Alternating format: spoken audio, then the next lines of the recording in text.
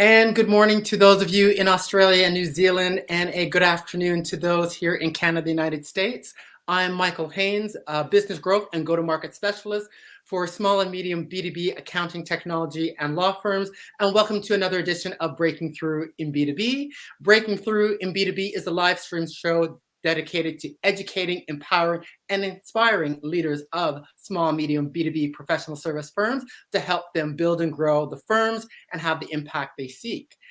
It is great to continue our discussion on strategic networking with the guru herself, the strategic networker, author, global speaker, Wendy Lloyd Curley. Wendy, how are you? Fantastic. It's a great spring morning. As someone who's from the Northern Hemisphere, I still think of this time of the year as fall, but nonetheless, it's great. It's great. Great to be with you. Yes, well, as I was saying to you, because I'm on the Northern Hemisphere this time net round in my hometown, Toronto. Toronto and Sydney, I think, are having parallel weather, fall up here, spring down in Sydney. Yeah. So really looking forward to this discussion, Wendy, and where today we're going to be talking about conversation strategies, because again, as part of your go-to-market, building those relationships with the right people, being those you want to collaborate with, or potential prospects, clients, is very, very important. And being proactive and having a strategy around that is so important. Now, we've gone through parts 1 and 2, which I'm going to have you recap for us quickly. And then we're going to get into part 3 about how to really initiate some of those key key conversations, rather, along that journey as you're interacting with potential collaborators as well as prospects. Before we get into that, though, for those of you, please, if you have any questions, do share them in the chat. Please do say hello and let us know where you're dialing in from as well. And Wendy and I will do our very best to answer those questions as they arise.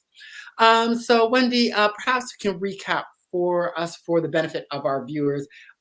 This is part 3, where we talked about, strategic networking, and perhaps just kind of take us through at a really high level the first 2 areas that we've been talking about in the previous episodes. I'd love to. Thank you very much. And hello, everybody. So in the first episode of these 3, we covered some of the homework that you need to do before you go networking, and that is to uncover who you would like to meet. So the first episode was about who, and we talked about 5 key people that you would want to meet when you go out networking, and knowing who they are by name, by company, or by industry. And the more specific you can be, the better. Those 5 people were your competitors, your collaborators, the people who recommend you, the people you recommend to your clients, and of course, your target market. So those are the kinds of people that we wanted to meet. And we covered that in the first one. Yeah. The second episode, we covered the where. This is another strategic discussion point and strategic decision point that you would make. Where do you network? There are a plethora of opportunities to go networking, and you can waste your time by going to places that don't really have those 5 people there. And so what you want to do is you want to make sure that you think about the target market that you have and all of the people you'd like to meet, and ensuring that those are the sorts of people at the different events. So whether it's a chamber meeting, a summit, a conference, a luncheon, a industry association event, a training course, all of these things are opportunities for networking to happen. And so you want to think strategically about which ones of those you select and spend your money on. So those are the first 2 things we went through. Yeah, awesome. And just to kind of reinforce that and tie that back in, I think doing that upfront thinking and planning is very important as part of your overall go-to-market, to really know, being clear on those industries and markets that you're serving, who are the kinds of clients that you're seeking to serve, which will help you then to think through and talk and identify those 5 kinds of people that you potentially want to meet. And by understanding your markets, your industry, the kinds of clients that you're seeking to serve, and currently serving that will also help you to identify where best suited to go to identify those 5 kinds of people that you may be looking to work with as part of your go-to-market, which could be both collaborating as well as looking to build relationships with potential clients and customers. Yeah. So today we're going to get into conversation strategies, because I think that's so important, because once you have done your homework and you're very clear on, the clients, the decision makers that you're seeking to serve, who they are, where they hang out, and where you should be, what happens when you start going to those respective events, be it conferences, summits, workshops, and you're starting to see one or more of those 5 people want us to kind of help folks on the conversations. So Wendy, to kick things off, let's start off with, okay, so you're at an event. Let's say you're at a summit or a conference, and you've identified that you're saying, oh, here's a person that could be a potential collaborator or potential recommender. What is those? What is the strategies? Can you give us some strategies and tips on what are those steps to have that initial conversation when you're having it at that event? Absolutely. I'd be very happy to. So think about this. First of all, you don't want to be a stalker. Think about it this way. You've made a list of all the people you want to meet, and there one is right in front of you. And you get excited and you think, wow, this is someone I've really wanted to meet. You don't want to stalk them and freak them out. You want to develop a relationship with them, and that takes a little bit of effort and time. So you want to say, hey, I've been thinking about meeting you. I've been hoping that we would run into each other. And you want to start by developing rapport. Rapport is the first step. And so sometimes that means having the conversation about the weather, like you and I did at the very beginning. Mm-hmm. And sometimes it means asking them how long they've been coming to an event like this. What is their experience? Small talk is about developing rapport. Rather than going in for the kill and saying, I have been wanting to meet you. I know we can do business together, and I'm really excited to share with you this, this, and this. Mm-hmm. That is not the way to approach a brand new person who you really want to get to know, like, and trust. The best thing to do is to start small, develop rapport, develop interest, and make sure that they're aware of the fact that you actually have a strategic and disciplined plan of what you're doing with your company. Okay, that's fantastic, Wendy. And so you talked about building rapport and building interest. Now, I know there's going to be a few folks watching this, be it live on the recording or thinking, okay, and you say small talk, but sometimes they struggle with that initial small talk.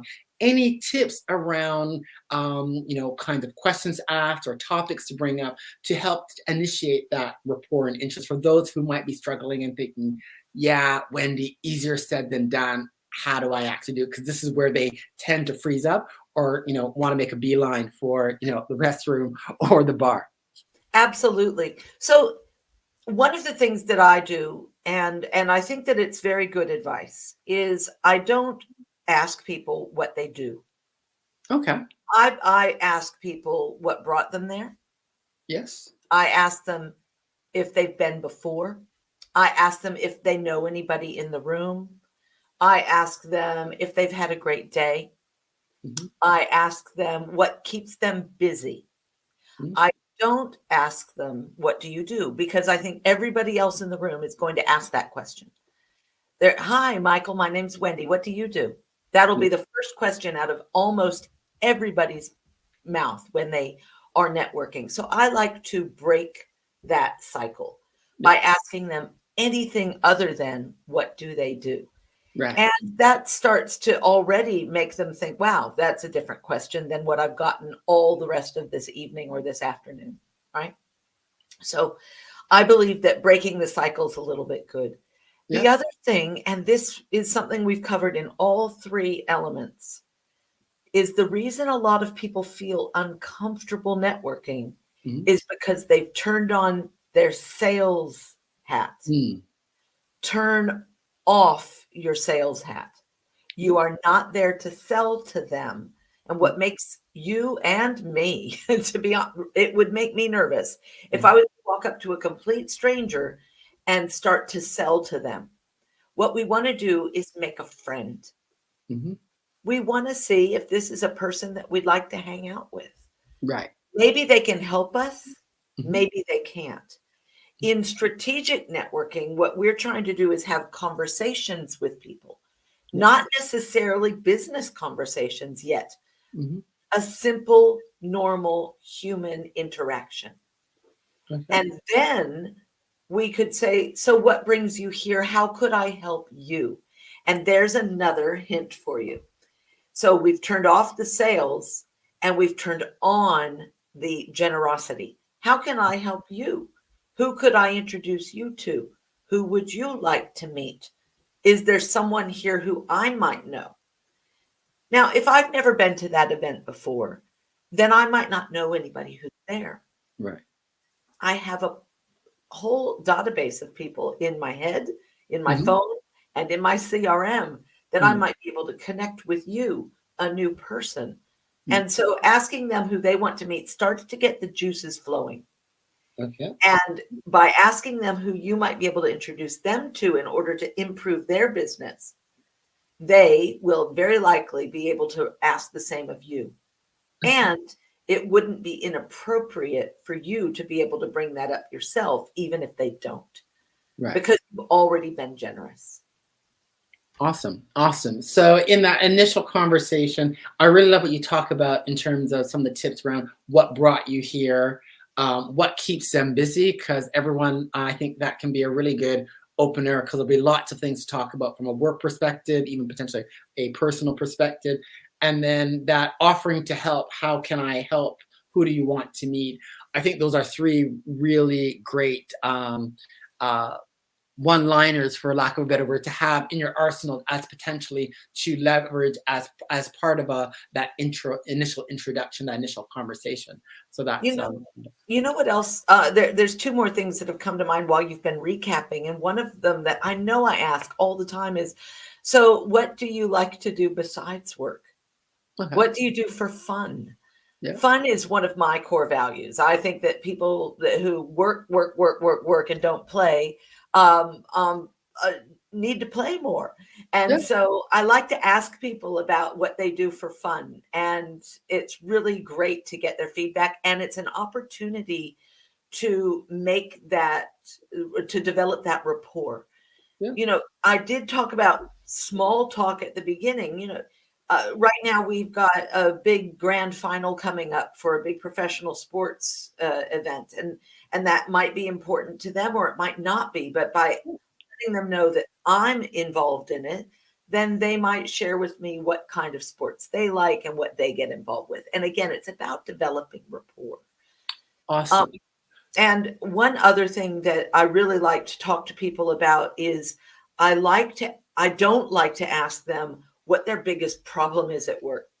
I hear a lot of networking specialists tell people that this is a good question to ask because it uncovers all of the problems that they have and perhaps they could solve. I find that that is a bit of a leading question and probably taken that way by people. Right. So I don't like to, during this initial phase, Yes. ask people what their problems are because I think that I need to have earned some trust before I can ask that sort of a question. Yes, very much. I agree 100% because that's kind of going into obviously kind of sales mode. You're going into discovery mode. You've just met someone, and already you want to have a mini discovery session right there on the spot. Which, for many, the types of people trying to meet that are pretty seasoned and switched on, and in our world of professional services, they're going to be like, "This smells like strategy, sales, selling session." Yeah, 100%. it's a bit too much too soon. But Wendy, okay, so you have that initial conversation where you're trying to build rapport, you're trying to build interest. You've given us some great questions around what brought you here, what keeps you busy. If you've identified like, this is a person perhaps that we could have some synergies and there could be some potential. How do we go about going from that initial conversation during the lunch hour at that summit to trying to get that set up for that first, face-to-face coffee or that first virtual 15-30 minute session? How do we go about now transitioning and trying to get to that next step? I love it. All right. Well, I am not a LinkedIn specialist, but I am going to advocate for LinkedIn right now and say one of the best things you can do when you make a connection and you've developed a bit of rapport is to connect. So Okay. connecting on LinkedIn with them and suggesting that you would keep in touch with each other and finding out what their response to that is. Yeah. It gives you the green light to follow up. Yeah. I think it's very important on LinkedIn to ask for the connection and almost immediately, if not right in front of them, Yeah. uh, type, "It's been great to meet you at the Rotary lunch that we're Yeah. at together right now," with a smiley face, and then Yeah. send it. That way you remember that you have met them, where you met them, and it's also kind of like in a little to-do list in your chat, right? Yeah. You go back to LinkedIn and see that you wrote to 3 people about that. You can remember who they are, and it gives you that inspiration to follow up. So number 1, connect with them. Now Yeah. you could do this also with a business card.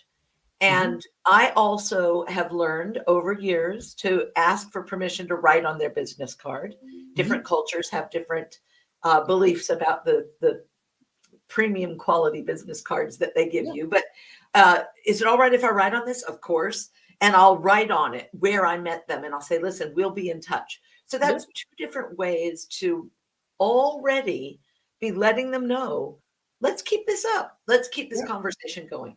So that's number 1. Number 2, again, you don't want to jump in and immediately say, listen, would you like to get together for a coffee or a lunch if it isn't two-way? If Right. you haven't developed that rapport yet, then asking them to invest another 30 to 60 to 90 minutes with you may be premature. So only if it's really something that you synergistically believe that you guys have just absolutely found the right connections Yeah. and worthwhile, because you need to value people's time, Yeah. yourself in particular. If you leave every networking event with 2 or 3 lunch appointments, that might be valuable and it might not. Okay. Remembering that we're working on collaboration. So Exactly. my advice is not to waste your time networking by following up with people who don't have strategic intent for you. Right. When they do have strategic intent, not prematurely inviting them to invest too much time. Okay. Let's add some value. Right. Let's add some value. So Okay, and just jumping in on that point, in terms of when you meet someone, you think there's some rapport and you want to add some initial value. For myself personally, that first initial discussion will be often online, 15 or 30 minutes max, because we don't know each.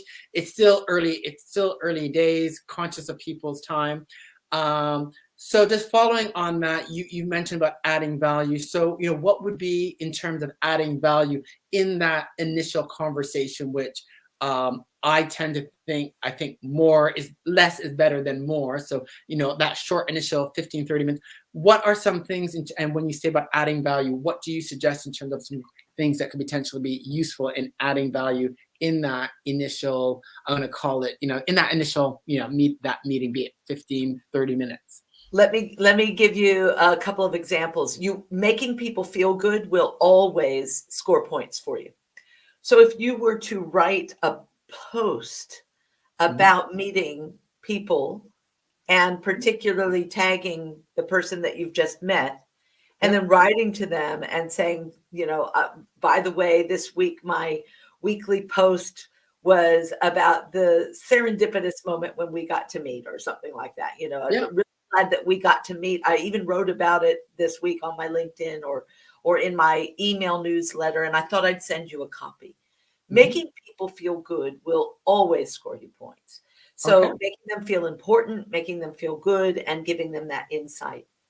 Another way to add value would be, you are the master at this, Mr. Hayes, because you invite them to be a guest on a podcast, invite them to give you a quote Right. about their business, invite them to answer Right. some questions so you can learn something. about their industry, because indeed you target people in their industry and you'd love to get their feedback. Yeah. You're not selling to them at that moment. You're actually trying to learn from them. And when people believe that they have something of value, that makes them feel good. Right.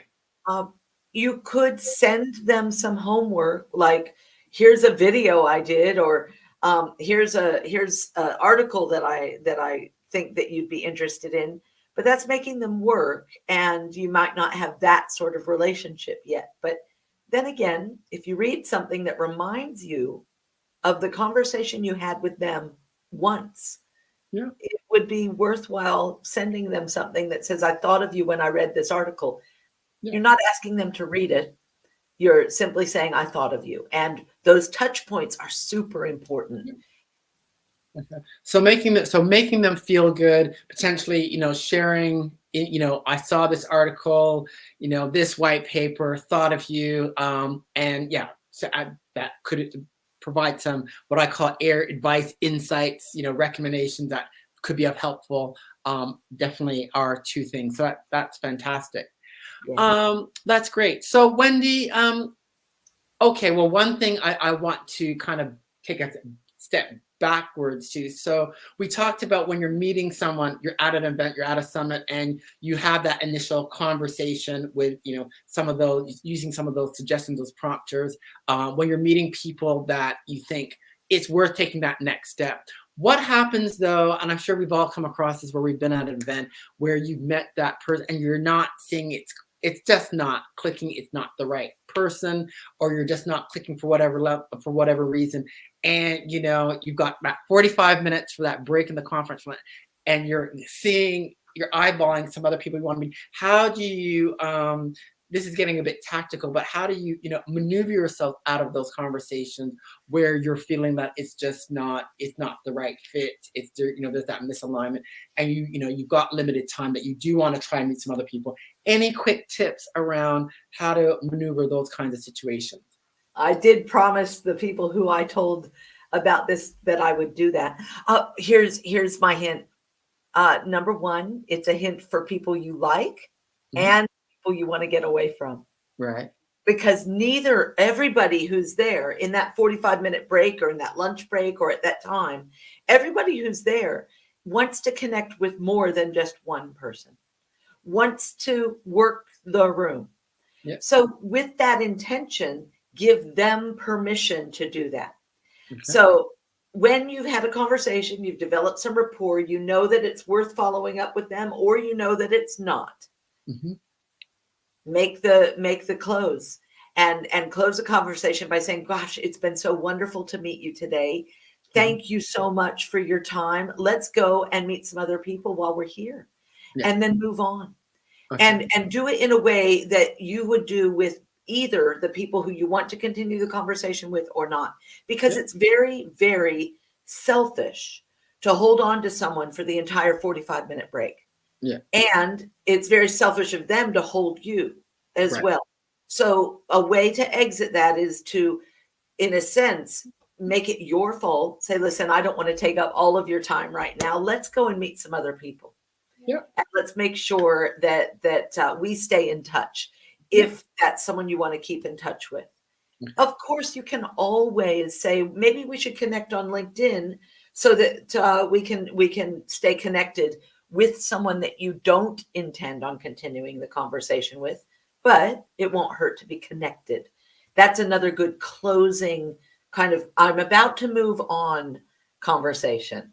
Another one would be, hey, listen, I'd love to get your card so that if we want to follow up, we can. Right. Again, you're not making a promise at that point. And so that would be another way to exit the conversation very clearly. You don't need to go to the bathroom. Right. Awesome. So inviting them to meet other people as a very gracious way, nice way to end the conversation, either scenario. Okay, so Wendy, I'd like to move on and start to get a little bit in the weeds, a bit moving further along now. So you've had that, you've met them at that summit, that conference, you've had that initial 15, 30-minute conversation where you maybe shared a bit of insights, you're getting to know each other now.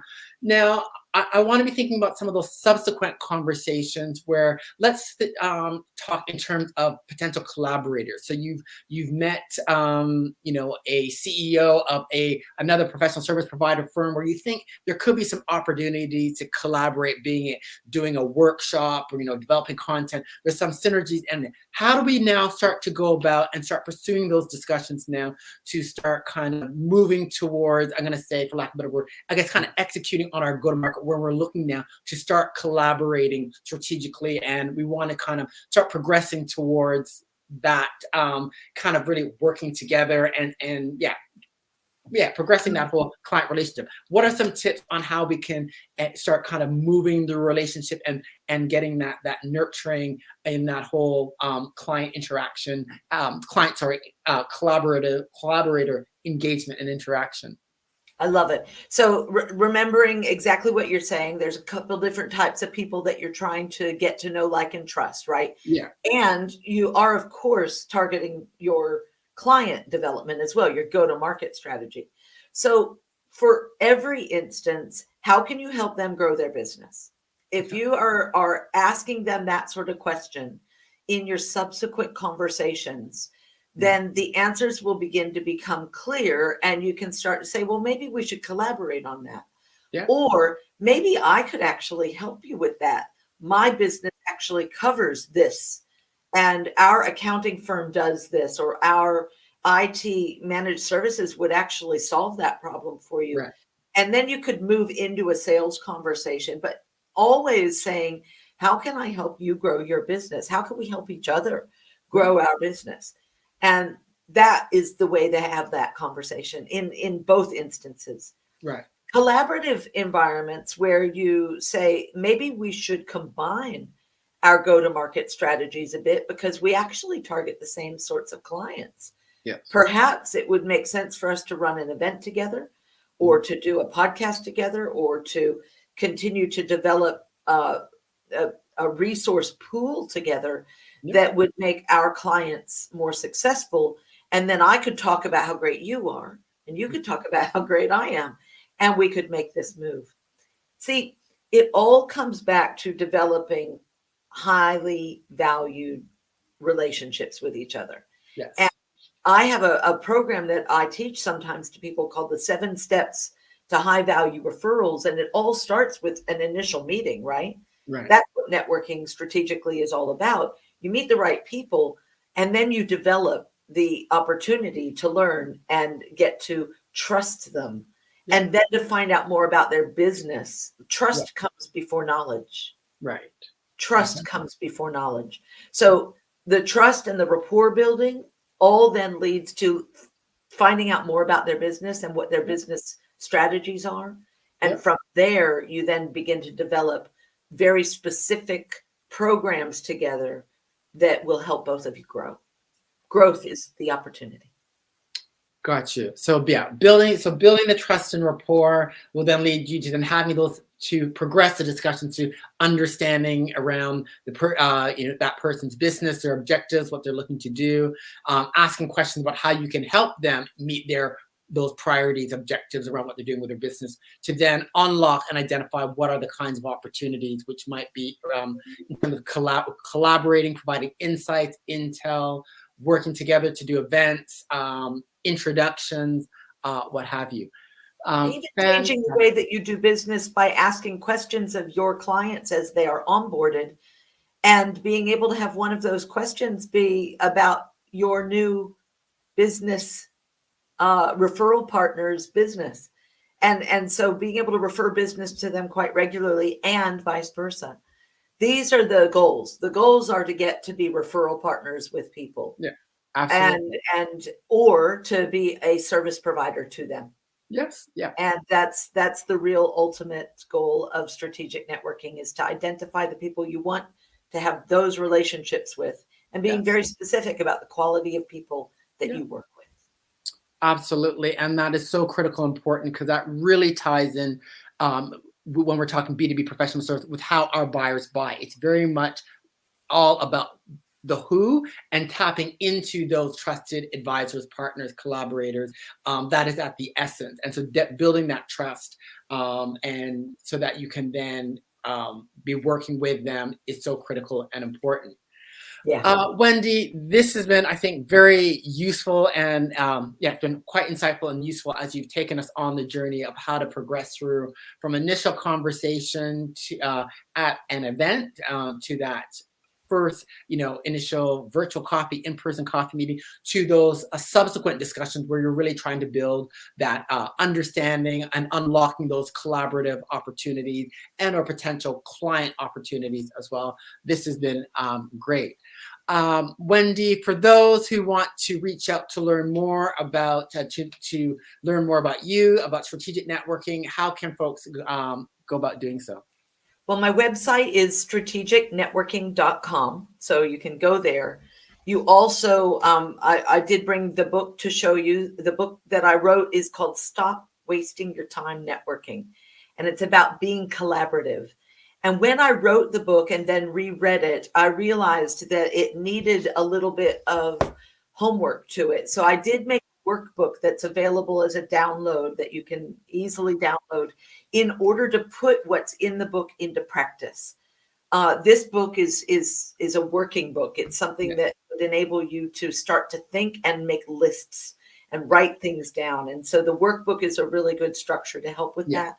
And I'm going to jump in there as someone who uses your workbook and uses it as part of your go-to-market. Go-to-market is thinking, it's planning. It is about being strategic, and we need to be doing the thinking and planning, understanding our markets, understanding our buyers, who we're after, and being able to make those critical decisions, who we're going after, how we're going to find them. So this, your networking workbook is, to me, a critical component of your go-to-market in terms of when you're trying to plan out to build those strategic collaboration, which is the third key critical pillar of your go-to-market component of your go-to-market strategy. So in my view, it's not a nice to have, it's an essential component of part of your go-to-market planning to build those strategic collaborative relationships. Thank you. I'm glad it's valuable. It's an integral, important part. So thank you for that. So folks, all those details would be in the show notes for this episode. And for those of you that want to be learning more around go-to-market strategies, please go to my website, listeninnovategrow.com, as well as connect with me on LinkedIn.